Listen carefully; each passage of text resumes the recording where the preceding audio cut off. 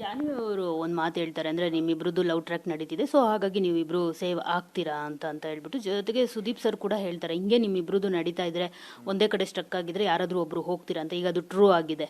So ನಿಜವಾಗ್ಲೂ ಸೂರಜ್ ಅವರುಗೆ ರಾಶಿಕಾ ಅವ್ರ ಮೇಲೆ ಕ್ರಶ್ ಇತ್ತಾ, ಅದರ್ವೈಸ್ ಓನ್ಲಿ ಫ್ರೆಂಡ್ಶಿಪ್ಪಾ ಏನಂತ ಜನರಿಗೆ ಸ್ವಲ್ಪ ಕನ್ಫ್ಯೂಷನ್ಸ್ ಇದೆ. ಇಟ್ಸ್ ನಾಟ್ ಲೈಕ್ ಕ್ರಶ್ ಆಗೋಯ್ತು ಅಂತ ಮ್ಯಾಮ್, ಬಟ್ ಬಿಕಾಸ್ ಏನಂದರೆ ಇಷ್ಟು ಕಮ್ಮಿ ಸ್ಪ್ಯಾನಲ್ಲಿ ನನಗೆ ಕ್ರಶ್ ಆಗೋಯ್ತು ಅಂದರೆ that sound so fake. But starting ಅಲ್ಲಿ ನೋಡಿದಾಗ ಹಾಗೆ ಅನ್ನಿಸ್ತಿರುತ್ತಲ್ಲ.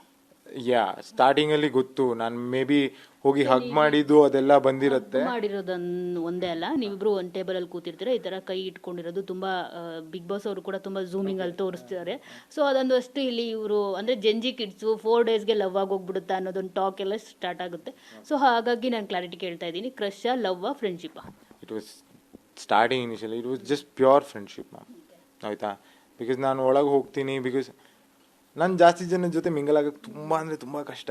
ನಂಗೆ ಯಾರೊಬ್ಬರು ಒಂದು ಕಂಫರ್ಟ್ ಸ್ಪೇಸ್ ಕೊಡ್ತಿದ್ದಾರೆ ಮಾತಾಡೋಕ್ಕೆ ಅಂತ ಹೇಳಿದಾಗ ನಾನು ಸ್ಟಕ್ ಅಂತ ಕರಿಯಲ್ಲ, but I was very comfortable talking to them.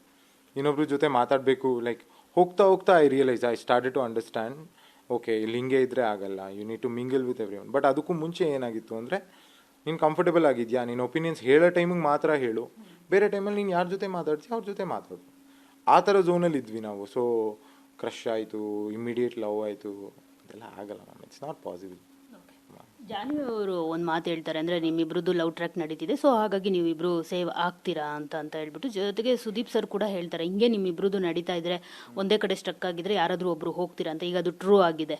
So ನಿಜವಾಗ್ಲೂ ಸೂರಜ್ ಅವರುಗೆ ರಾಶಿಕಾ ಅವ್ರ ಮೇಲೆ ಕ್ರಶ್ ಇತ್ತಾ, ಅದರ್ವೈಸ್ ಓನ್ಲಿ ಫ್ರೆಂಡ್ಶಿಪ್ಪಾ ಏನಂತ ಜನರಿಗೆ ಸ್ವಲ್ಪ ಕನ್ಫ್ಯೂಷನ್ಸ್ ಇದೆ. ಇಟ್ಸ್ ನಾಟ್ ಲೈಕ್ ಕ್ರಶ್ ಆಗೋಯ್ತು ಅಂತ ಮ್ಯಾಮ್, ಬಟ್ ಬಿಕಾಸ್ ಏನಂದರೆ ಇಷ್ಟು ಕಮ್ಮಿ ಸ್ಪ್ಯಾನಲ್ಲಿ ನನಗೆ ಕ್ರಶ್ ಆಗೋಯ್ತು ಅಂದರೆ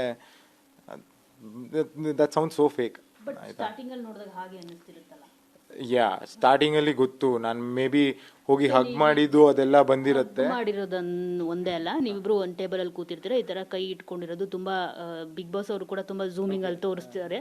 ಸೊ ಅದೊಂದು ಅಷ್ಟು ಇಲ್ಲಿ ಇವರು ಅಂದ್ರೆ ಜೆಂಜಿ ಕಿಡ್ಸು 4 ಡೇಸ್ಗೆ ಲವ್ ಆಗೋಗ್ಬಿಡುತ್ತಾ ಅನ್ನೋದೊಂದು ಟಾಕ್ ಎಲ್ಲ ಸ್ಟಾರ್ಟ್ ಆಗುತ್ತೆ. ಸೊ ಹಾಗಾಗಿ ನಾನು ಕ್ಲಾರಿಟಿ ಕೇಳ್ತಾ ಇದ್ದೀನಿ, crush love friendship? It was starting initially it was just pure friendship ma'am, ಆಯಿತಾ. ಬಿಕಾಸ್ ನಾನು ಒಳಗೆ ಹೋಗ್ತೀನಿ, ಬಿಕಾಸ್ ನಾನು ಜಾಸ್ತಿ ಜನ ಜೊತೆ ಮಿಂಗಲ್ ಆಗೋಕ್ಕೆ ತುಂಬ ಅಂದರೆ ತುಂಬ ಕಷ್ಟ.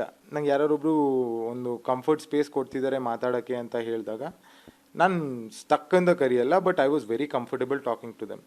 ಇನ್ನೊಬ್ರ ಜೊತೆ ಮಾತಾಡಬೇಕು, ಲೈಕ್ ಹೋಗ್ತಾ ಹೋಗ್ತಾ I realise, I started to understand, okay ಇಲ್ಲಿ ಹಿಂಗೆ ಇದ್ದರೆ ಆಗಲ್ಲ, you need to mingle with everyone. But ಅದಕ್ಕೂ ಮುಂಚೆ ಏನಾಗಿತ್ತು ಅಂದರೆ, ನೀನು ಕಂಫರ್ಟೇಬಲ್ ಆಗಿದೆಯಾ, ನೀನು ಒಪಿನಿಯನ್ಸ್ ಹೇಳೋ ಟೈಮಿಗೆ ಮಾತ್ರ ಹೇಳು, ಬೇರೆ ಟೈಮಲ್ಲಿ ನೀನು ಯಾರ ಜೊತೆ ಮಾತಾಡ್ತೀಯ ಅವ್ರ ಜೊತೆ ಮಾತಾಡು. ಆ ಥರ ಝೋನಲ್ಲಿ ಇದ್ವಿ ನಾವು. ಸೊ ಕ್ರಶ್ ಆಯಿತು, ಇಮ್ಮಿಡಿಯೇಟ್ ಲವ್ ಆಯಿತು, ಅದೆಲ್ಲ ಆಗಲ್ಲ ಮ್ಯಾಮ್, ಇಟ್ಸ್ ನಾಟ್ ಪಾಸಿಬಲ್.